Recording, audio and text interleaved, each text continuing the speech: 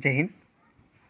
हमारा आज का टॉपिक है आईपीसी, जिसे हमें आज पढ़ना है।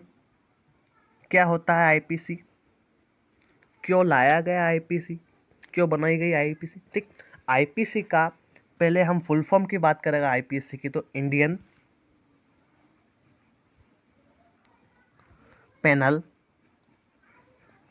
कोड। क्या होता है आईपीसी की full form? Indian Penal Code. Hindi में आईपीसी की बात करें तो बोलते हैं भारतीय दंड संहिता। भारतीय दंड संहिता क्यों लाई गई, कब लाई गई और किस लिए लाई गई, इसकी चर्चा हम इसके अंतर्गत करेंगे। ये जो आपका सब्जेक्ट है, यहाँ लॉ सब्जेक्ट है। लॉ सब्जेक्ट के कानूनी सब्जेक्ट, जिसके अंतर्गत आपको ये सब पढ़ना है। आईपीसी के बारे में, सीआरपीसी के बारे में, यह सारी जानकारी आपको मिलेगी।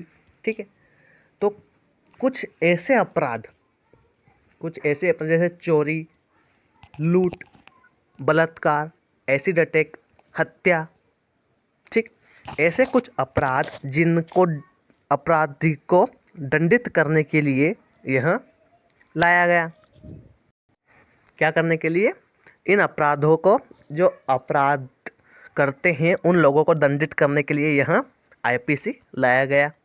ठीक, भारतीय दंड संहिता, भारतीय दंड संहिता क्या की गई, लाएगी। ठीक है, तो चलिए शुरू करते हैं भारतीय दंड संहिता।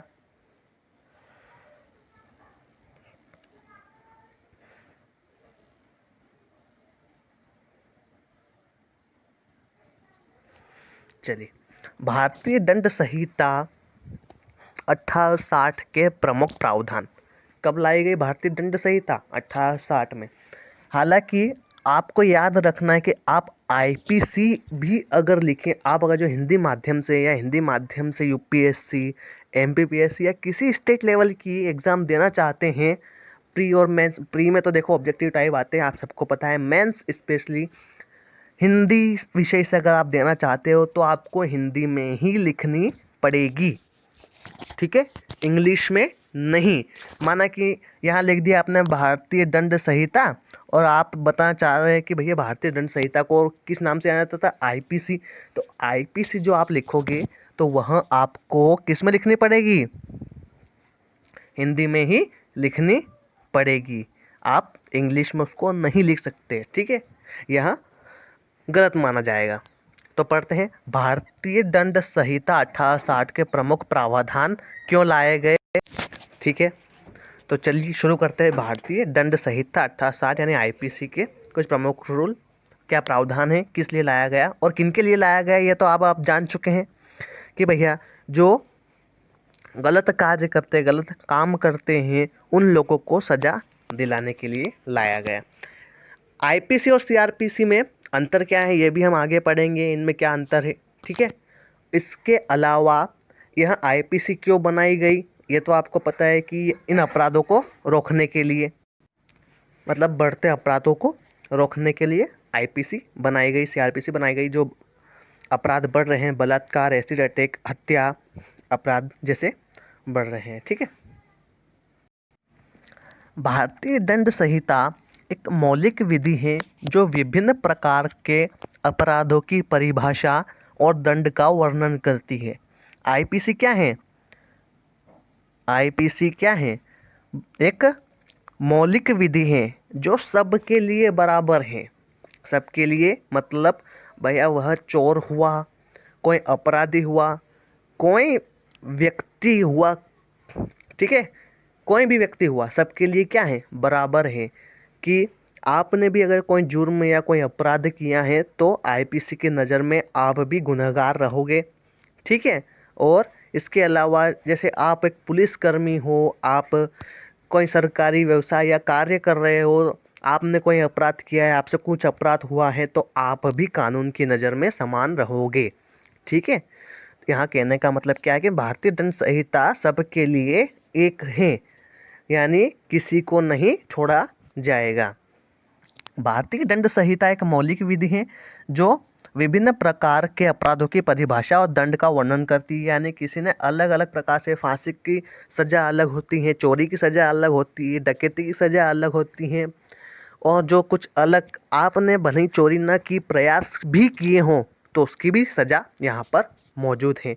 आपने किसी की जान लेने की सोची और भले ही आपने उसकी जान ना ली, केवल आपने सोची ही है, तो भी आपको सजा मिल सकती है। यह हम आगे आने वाले कुछ क्लासेस में देखेंगे, पढ़ेंगे। चलिए तो शुरू करते हैं। भारतीय दंड संहिता एक मौलिक विधि है जो विभिन्न प्रकार के अपराधों की परिभाषा और दंड का वर्णन करती हैं। यह भारत का सबसे बड़ा आपराधिक कानून है। आईपीसी में कुल कितनी धाराएं हैं? 511 और 23 अध्याय हैं। ठीक, 511 धाराओं के अंतर्गत 23 अध्याय आते हैं। ठीक है, कि अध्याय 1 में कितनी धाराएं हैं, अध्याय 2 में, यानी कुल मिलाकर 23 अध्याय में 511 धाराएं सम्मिलित है, समाहित हैं, उसमें मिली हुई है। यह क्या है? आपराधिक कानून है। यानी कोई भी व्यक्ति किसी भी जुर्म को अंजाम देता है तो उसके लिए इसमें से सजा चुनी जाती है। ठीक है, आईपीसी मैंने बताया था कि यहाँ आईपीसी आप किस में लिखोगे? हिंदी में। किस में लिखोगे? हिंदी में। ये आईपीसी मैंने यहाँ पर क्या लिखा हुआ है? हिंदी में। ठीक है, तो हिंदी में ही लिखना है, भले आप यहाँ लिखो या यहाँ, आपको क्या लिखना है? केवल हिंदी में ही लिखना है, अगर मार्क्स आपको अच्छे गेन करने हैं तो। आईपीसी का प्रारूप लॉर्ड मैकाले ने तैयार किया और यह आईपीसी 1 जनवरी 1862 से लागू हुआ है। 2012 में हुई निर्भया बलात्कार घटना के बाद इस भारतीय दंड संहिता में बहुत संशोधन किए। जो आईपीसी का प्रारूप है, किस प्रकार से कानून बनाया गया, यह प्रारूप किसने तैयार किया, मतलब कानून कैसा होना चाहिए भारत का, यह किसने तैयार किया? लॉर्ड मैकाले ने तैयार किया। ठीक है, लॉर्ड मैकाले ने क्या किया? इसको तैयार किया। यह आईपीसी 1 जनवरी 1862 से लागू है। आईपीसी कब से लागू हुआ? 1862, 1 जनवरी 1862 से। हालांकि हमने यहाँ पर क्या लिखा हुआ है? 1860 क्यों लिखा हुआ है? क्योंकि 1860 में इसके बनने का कार्यक्रम शुरू हो चुका था, इसलिए हमने क्या लिखा? 1860 आईपीसी का प्रमुख प्रावधान। ठीक है, लागू कब किया गया? 1 जनवरी 1862 से। तो 2012 आपको शायद पता हो निर्भया हत्या बलात्कार कांड के बारे में। ठीक है, अभी अभी उनको फांसी की सजा, शायद फांसी हो गई है। ठीक है, फांसी हो चुकी है उन लोगों को। तो इसका जब, इस बालिका का जब बलात्कार हुआ था उसकी बात हो रही है कि 2012 में निर्भया बलात्कार घटना के बाद इस भारतीय दंड संहिता में बहुत से संशोधन किए जो 3 फरवरी 2013 से लागू हैं तथा हाल ही में 21 अप्रैल, हाल ही में मतलब मान सकते हो कुछ साल पहले। हाल ही में क्यों लिखा? क्योंकि 2 या 3 साल या 4 साल पहले के भी आपको करंट अफेयर्स इसमें पूछे जा सकते हैं। ठीक है, हाल ही में 21 अप्रैल 2018 को राष्ट्रपति यहाँ कोविड-19 नहीं है, यहाँ कोविंद है। ठीक है, कोविंद के अध्यादेश, उनका यह सरनेम है। ठीक है, कोविंद, रामनाथ कोविंद के अध्यादेश के बाद भी इस कानून में बहुत से संशोधन किए गए। 2013 व 2018 में हुए संशोधन मुख्यतः महिलाओं की सुविधा के लिए हैं।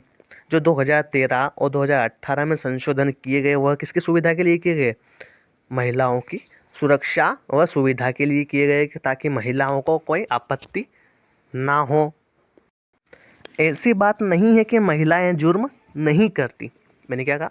ऐसी बात नहीं है कि महिलाएं जुर्म नहीं करती, महिलाएं भी जुर्म करती हैं, उनको भी सजाएं मिलती हैं, सजा उनको भी मिलती है, उनको भी जेल में रखा जाता है, डाला जाता है। ठीक है, लेकिन अभी तक भारत में ये हुआ है कि अभी तक किसी भी महिला को फांसी पर नहीं लटकाया गया। क्या हुआ कि भारत में अभी तक किसी भी महिला को फांसी पर लटकाया नहीं गया या फांसी दी नहीं गई। ठीक है, चलिए आगे पढ़ते हैं। दंड के प्रकार कि आईपीसी में किस किस प्रकार के दंड होते हैं, किस प्रकार को आपको सजाएं दी जाती है, किस प्रकार से सजा आपको दी जाती है। दंड के प्रकार आईपीसी के अध्याय 3, किस अध्याय की बात कर रहे हैं? अध्याय 3 की। अध्याय कितने? कुल 23। धाराएं कितनी है? 511। ये आपको याद रखने हैं। तो आईपीसी के अध्याय 3 में दंड के उन प्रकारों का वर्णन किया गया है जो दंड भारतीय में किसी भी आपराधिक मामले में दिए जा सकते हैं। कोई भी आपराधिक मामला हो, ठीक, मतलब आप कुछ भी जुर्म करें आपको दंड दिया जा सकता है, वह कोई भी आपराधिक मामला हो, ठीक। जैसे आपने सुना होगा कभी फांसी, उसको आजीवन कारावास दे दिया, उसको क्या किया कि ये सजा दे दी, उसको वो सजा दे दी, उसको अलग हटा दिया पद से, मतलब कुछ भी आपको यहाँ पर सजा दंड के प्रकार में आईपीसी के तहत मिल जाएंगी। दंड के प्रकार तो क्या है? आईपीसी के अध्याय 3 में दंड के उन प्रकारों का वर्णन किया गया जो दंड भारत में किसी भी आपराधिक मामले में दिए जा सकते, छोटे से लगाकर बड़ा, ठीक। मृत्युदंड, पहला क्या है? मृत्युदंड। इसका अर्थ क्या होता है? बहुत सारे समझते हैं कि मृत्युदंड का अर्थ यह होता है कि फांसी पर लटका दिया जाए, और एक बार लटक गया तो दूसरी बार नहीं लटकाया जा सकता, लेकिन ऐसा नहीं है। मैंने बताया 2013 और 2018 में कुछ संशोधन हुए, उसमें से एक संशोधन यह भी था कि फांसी पर तब तक लटकाया जाए जब तक कि उसकी मृत्यु ना हो जाए। सामने वाले जो अपराधी है, उसकी मृत्यु ना हो जाए तब तक उसे फांसी पर लटकाया जाए। भले ही वह छूट जाए, रस्सी टूट जाए, रस्सी कट जाए, कुछ भी हो जाए, लेकिन तब तक लटकाया जाए, तब तक जब तक उसकी मृत्यु ना हो जाए, ठीक है। तो ये क्या है? आपका मृत्यु दंड, ठीक। दूसरा हमारा कौन सा दंड होगा? आजीवन कारावास। आजीवन कारावास को लोग बहुत प्रकार से 14 वर्ष का कारावास समझते हैं, कोई 20 वर्ष का कारावास समझते हैं, तो वहाँ भी डाउट आपका सेशन क्लियर हो जाएगा। आजीवन कारावास मतलब जब तक कि व्यक्ति की, जो अपराधी है, उसकी मृत्यु जेल में ना हो जाए, ठीक है। क्या हो जाए? जेल में, मतलब क्या? मृत्यु तक जेल में रहना, जब तक उसकी मृत्यु ना हो जाए तब तक ही जेल में रखना, ठीक। आपने बहुत सारे केसेस में सुना, अभी संजय दत्त क्या 14 वर्ष काट लिए, उसके पहले शायद छूट गए, ठीक है। आपने सुना कि आजीवन कारावास की सजा मिली थी उनको, ऐसा क्यों? वहाँ भी आगे पढ़ेंगे हम। परंतु आजीवन कारावास के साथ समय अवधि की भी चर्चा की जाती है। समय अवधि की भी क्या की जाती है? चर्चाएं की जाती हैं कि अलग अलग समय अवधि पर अगर जो उनका व्यवहार अच्छा हुआ, कुछ भी ऐसा हुआ कि सरकार को अच्छा लगा, नहीं इस व्यक्ति ने अपनी सजा पूरी कर ली है, उसको छोड़ देना चाहिए, तो उसको इतने समय अवधि में छोड़ दिया जाता है।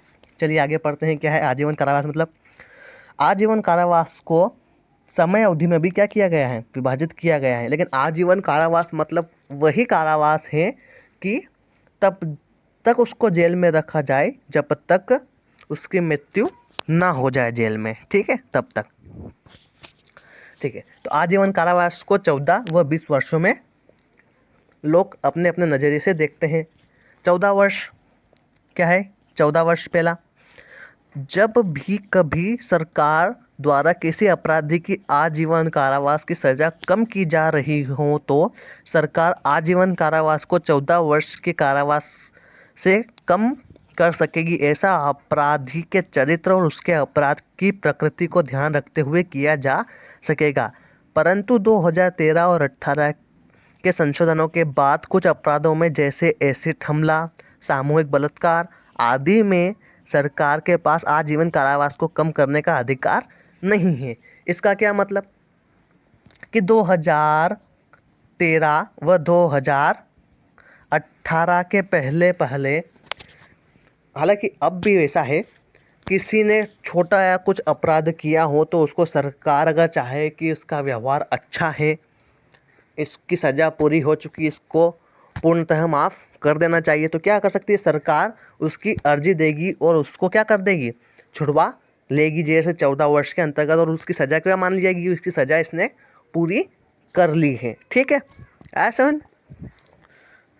क्या हुआ कि उसने क्या समझ ली सरकार कि उसने अपनी सजा क्या कर ली है, पूरी कर ली उस 14 वर्ष के अंदर ही। ठीक है, लेकिन 2013 और 2018 का संशोधन जो हुआ था उसमें आजीवन कारावास को जो सामूहिक बलात्कार और एसिड हमला होता है उसमें नहीं रखा गया।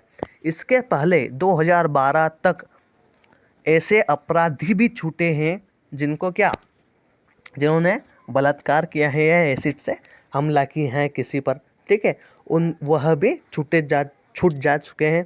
ठीक है, तो इसके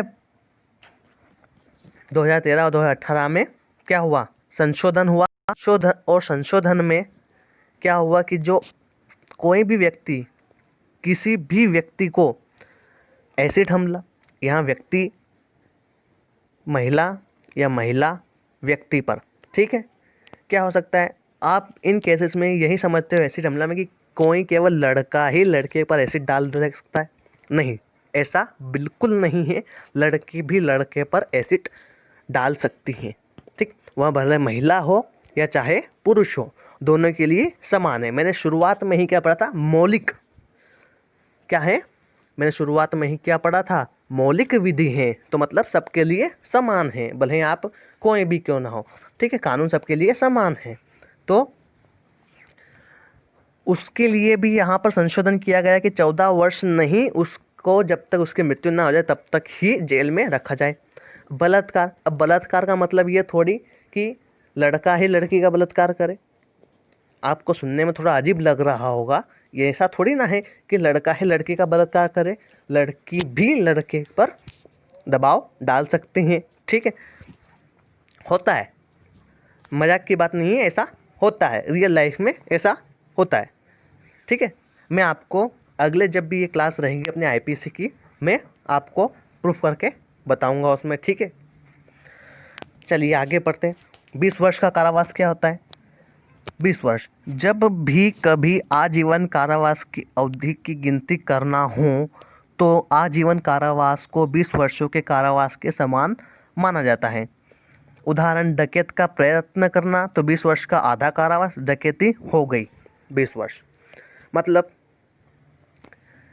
कि किसी व्यक्ति ने क्या किया, डकैती का प्रयत्न किया, चोरी का प्रयत्न किया, डकैती डालने की प्रयत्न की, वह गया घर में, उसने डकैती का प्रयत्न किया लेकिन वह चुरा कुछ भी ना सका और पकड़ा गया, तो उसको अगर 20 मतलब आजीवन कारावास की सजा सुनाते हैं तो सरकार उसको 20 वर्ष के बाद उसका कारावास पूरा मानकर 20 वर्ष से छोड़ देंगे।